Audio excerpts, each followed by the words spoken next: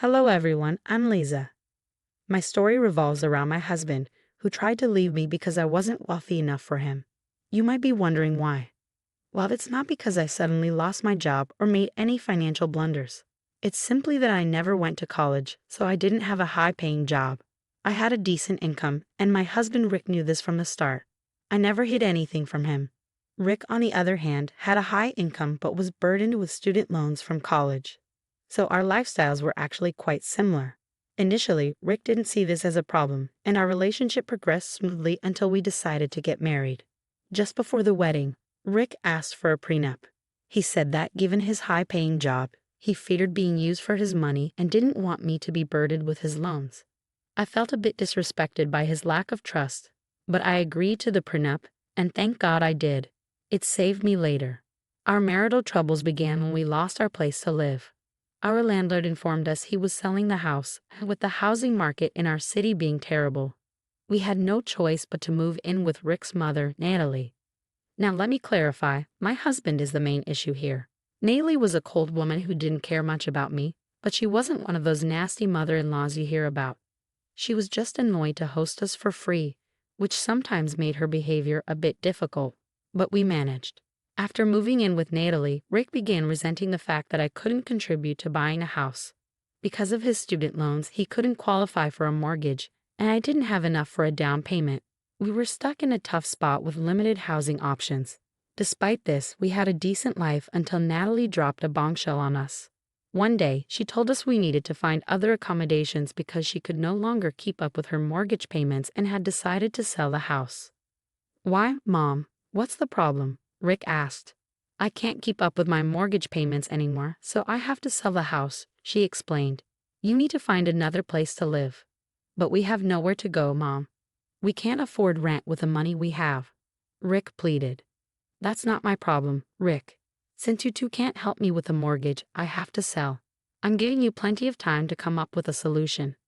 Natalie left us to fend for ourselves, saying we didn't need to move out immediately but would need to once she found a buyer. Rick and I were panicking about our housing situation. That night, he lashed out at me, blaming me for our troubles. "Why can't you get a better job? You earn so little." "It's not enough for us," he said. "What can I do, Rick?" "I don't have a college degree, so this is the best I can do," I replied. "You don't even have enough savings for a down payment on a house. If you weren't so lazy, you could have worked 2 jobs and saved the money." "I can't work 2 jobs, Rick. I have to handle everything around the house because you don't help." "It's not my job to help, Liza. We have a roof over our heads because of me, and now even that will be gone. I don't know what I was thinking when I married you." Rick's words cut deep, and I started to cry. We had a big fight but calmed down the next day. I knew he was stressed, so I set aside my own emotions and started forming a plan. I had a small investment I could cash out to provide a down payment on a house. After talking to some friends, I found out I could qualify for a mortgage. Once I realized that, I began to form a plan. I decided to buy Natalie's house. I discovered her asking price and realized I could afford the mortgage. Despite my inexperience, I was confident in my finances and decided to approach Natalie with an offer. I contacted her agent and set up a meeting, wanting to surprise Rick, so I didn't tell Natalie directly. At the cafe, Natalie was surprised to see me. "Hey, Liza. What are you doing here?" "I'm here to meet an interested buyer for my house." "Yes, I know that, Natalie. I am your interested buyer." "Wait, what?" she asked, looking at me like I had grown 2 heads. "You want to buy my house?" "Yes, I do," I replied calmly. "I've managed to save up for a down payment and will take a mortgage for the rest. It won't be a problem. You can continue living here rent-free as a thank you for helping us when we needed it." "But I don't think you can afford it," she said, skeptical. "I have a good credit score, so I can easily qualify for a loan.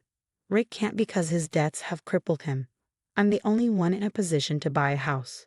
Wouldn't you be happier if the house stayed within the family?" "Yes, that is true, Liza. I guess it would be better if I sold it to you." "Think about it, Natalie. You need the money, and I need a house. It's the best deal for both of us. All you have to do is agree to sign everything over to me, and I'll take care of the rest." "Okay, let me think about it," she said. "Sure, but I have one request. Can you not tell Rick about this? I want to surprise him with the house on our first anniversary. I see. Okay then. I won't tell him. I'll get back to you once I've thought about your offer. Natalie went back home while I headed to work, feeling excited about the prospect of buying her house. Rick loved his mom's house because it was spacious and comfortable, and I was sure he would appreciate what I was doing. Even if he didn't, he could buy another house once his credit improved. Our separate assets and the prenup ensured that he had that option. I continued with my routine, eagerly awaiting Natalie's decision. Things were normal for a few days, though Rick seemed even more distant than before. I knew he was stressed about our living situation, which likely contributed to his mood. I tried to comfort him and offer hope, but he just got angry and told me to leave him alone. Hurt, I chose not to argue and held on to the hope that everything would improve once I secured Natalie's house. Even as she said no, I was determined to find another house for us. Then everything changed when I stumbled across some papers. You can guess where this is going. They were divorce papers. I was in complete disbelief as I read through them, confirming they were meant for me. Rick had hidden them in his office bag, which I had opened to retrieve his lunchbox. Shocked and hurt, I didn't confront Rick immediately. Instead, I decided to snoop through his phone, suspecting he might be having an affair. Desperate for answers, I found texts between him and his best friend. The things he wrote about me were awful. He called me useless, lazy, and a bad wife, all because I wasn't wealthy enough to buy him a house. Apparently, some rich girl had been flirting with him on Facebook, making him believe he could do better. Realizing my marriage was over, I knew I wouldn't leave silently. I wanted to make Rick pay for his actions. That day, I thanked God for making me sign a prenup. It had saved me more than it had saved Rick. The next day, Natalie secretly met with me and agreed to sell the house. I thought about it, Liza. You're the best option right now. I can't make next month's mortgage payments, so you need to take over it as soon as possible, she said. Sure, Natalie. You can draw up the papers and I'll get a lawyer right away. I don't want to wait either. Our anniversary is only a few weeks away. Yeah, I remember. That's why I made the decision quickly. I've already told my lawyer to prepare the papers. You'll have them soon. And just like that, I bought Natalie's house. It was a great house, and I wanted to get back at Rick for what he was planning to do. I had plans of my own that would make him regret his actions. I was breaking inside because the man I loved was planning to betray me in the worst way possible. But I didn't let it show. Rick didn't bother to care. He had already checked out of the marriage and was enjoying the attention of the rich girl on Facebook. I slowly stopped caring, waiting for the house papers to be signed. Once that was done, I simply wanted my revenge and to rid myself of my horrible husband as soon as possible. Thankfully, I was able to get the house in my name before our anniversary. On that day, I didn't bother with any celebrations. I didn't want to waste money on a failing marriage. While some might arrange parties and confront their husbands publicly, I couldn't afford to spend any extra after putting all my money into the down payment for the house. So I treated it like a normal day. I wished Rick a happy anniversary, but he grumbled something in return and left. The confrontation didn't happen until the evening when we both returned home from work. To my surprise, Natalie had invited a few family members to celebrate our anniversary. I guess she was feeling generous after receiving money for the house. She cooked some food and looked genuinely excited for us. I was touched by this gesture, but Rick immediately got angry. What is this? What's going on? He snapped. I just invited family so we could celebrate your anniversary today. It is your first anniversary after all. I saw that you two didn't plan anything, Natalie explained. That wasn't necessary, Mom. Liza didn't plan anything because she never has money, and I didn't plan anything because I'm not interested in celebrating our anniversary. This marriage has come to an end anyway, Rick retorted. What do you mean, Rick? Why are you saying that your marriage has come to an end? Natalie asked, confused. Rick ignored his mother and turned to me, looking me dead in the eyes. I knew this was when he would tell me he was leaving, and I was right. I don't think I can be in this marriage anymore, Liza. I'm going to leave you forever, Rick declared. Why, Rick? You can't just drop news like this on me and not tell me why, I demanded. The reason is very simple, Liza. You are an absolutely useless wife to me, he said coldly. Oh really, Rick? Tell me why you think I'm useless. You are not on my level, Liza. I have a great job, and you are just an embarrassment to me. You can't even help me buy a house. I don't want to be with someone who can't help me get the things I need, he sneered. It's not my fault your credit is bad, Rick. Why should it fall on me to get a house? I retorted. Because we're a couple. I knew you weren't rich, but I thought maybe you would be able to buy me a house at least. Now I don't even think you'll qualify for a loan. I can't stay with a woman like that when I can do so much better. I will at least find a woman who has the means to have her own house, Rick replied. So you're leaving me because I'm not rich enough for you, is that it? Yes. I don't care what you think, Liza. Don't try to stop me. I won't be with you. I'm done. Very well then, Rick. If that's what you think, go ahead and leave. I will happily grant you a divorce. Good. You need to move out soon then, because this isn't your house. Mom, you need to tell her to leave and find her own place, Rick said, turning to his mother. Rick expected Natalie to agree to kick me out, but he hadn't anticipated her reaction. She looked pale and startled, shaking because she knew exactly how much Rick had messed up. She was the only one who knew that I had bought her house a week earlier. The papers had been finalized, and now I was the sole owner of the house. So despite Rick's demands, Natalie couldn't kick me out. Natalie remained quiet, not saying anything at first. Rick kept insisting she needed to tell me to leave, and that's when I spoke up. I think you're barking up the wrong tree, Rick. Natalie cannot actually kick me out. Why the hell not, Liza?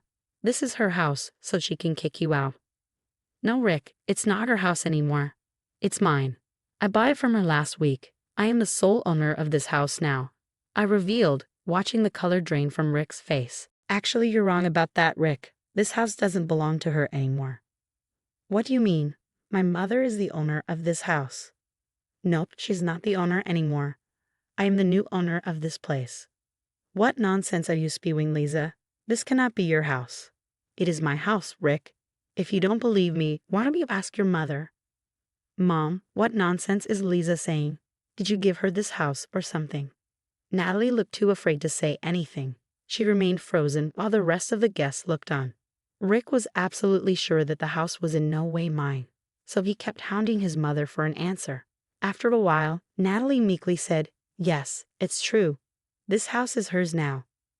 No, that cannot be possible. Did you suddenly grow charitable and give away the house to Liza, Mom? No, Rick. I don't need anyone's charity. I bought the house all by myself. I don't believe it. You cannot afford this house. You cannot even afford the down payment.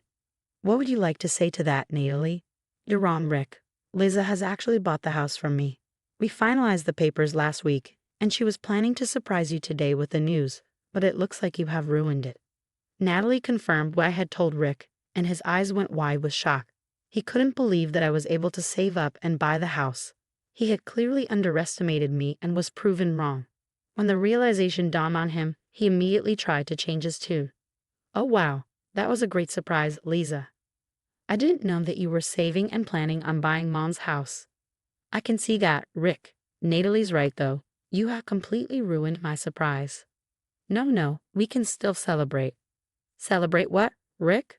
Our divorce or your exit from my house. What are you saying, Liza? You wanted a divorce, right? You will get it. I won't be in a marriage where my husband wants to leave me because I'm not rich. Come on, Liza. I was mad and said some stupid things. We can talk about this and get past it. The main problem has been solved already. I don't think so, Rick. Besides, you went through all the hassle of secretly securing divorce papers. Too bad I found them out 2 weeks ago and prepared my own papers instead. Rick looked on while I drew some papers out of my work bag. I handed them to him, and he started to see what they were about. He was not happy when he saw that they were eviction papers. His hands shook, and he looked at me with tears in his eyes. Are these eviction papers? I thought you read what these papers are, Rick. Since you have a hard time reading simple English, let me confirm it for you. Yes, they are eviction papers for you and Natalie. You're kicking us out, Liza. But where will we go? Don't do this, Liza. Let's work this out. Don't make me laugh. Rick, you want to go find a rich girl, right? Get on with it. I'm sure she'll have a place for you to stay. I said things out of anger, Liza. Please don't hold it against me. I'm so sorry. I didn't realize that you were working hard to get us a house. Nope. This is my house, Rick. You have no claim to it. Now that we are divorcing, we got a prenup, remember? Thanks for that. Now I have a house to myself while getting rid of a horrible husband like you." I said what I had to say and remained quiet. Rick absolutely went mad in panic and started to beg me to forgive him. He started to tell me how much he loved me and knew that he had messed up. Suddenly, staying with a no-rich girl was appearing lucrative to him. He was begging me to stay with him when a few days ago he was preparing for a divorce. He even made a show of tearing up the divorce papers in front of me. I simply laughed and told him that I could always file them myself, and that made him cry and fall down on the floor to beg for mercy. Natalie also joined her son in trying to convince me. To her, I was no longer an annoyance. She was really banking on the fact that I had offered to let her stay in the house rent-free. But now that her son and I were divorcing, that wasn't happening. I even prepared eviction papers in her name so that she could not throw a tantrum. I got them done on the day the house was transferred to my name. Natalie knew that the only way for her to live anywhere rent-free was to beg me to stay married to her son. But sadly for both Rick and Natalie, their wishes weren't coming true. In the next few days, Natalie and Rick continued to pester me to forgive Rick. Since family members were present when everything happened, they knew the truth about Rick. No one was willing to take them in after that. They even berated Rick for being such an evil man and left the little get-together early. Now that Rick's own family had turned their backs on him, he begged me for mercy, but he wasn't going to get any. I simply ignored them and kept reminding them that they had a month to move out. Rick and I got divorced, no matter how hard he tried to stop it, and Natalie and Rick had to move out of my house once their 1-month grace period was up. They tried their best to convince me, but I wasn't moved. Rick and I went for a mutual divorce because Rick couldn't afford to contest me in court. Since we had a prenup, the divorce was fairly smooth. I kept the house and got no alimony. Rick kept his debts but ended up homeless.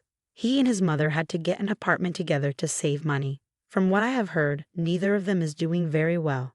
I don't have any pity for Rick, but sometimes I feel bad for Natalie, who isn't as bad as him.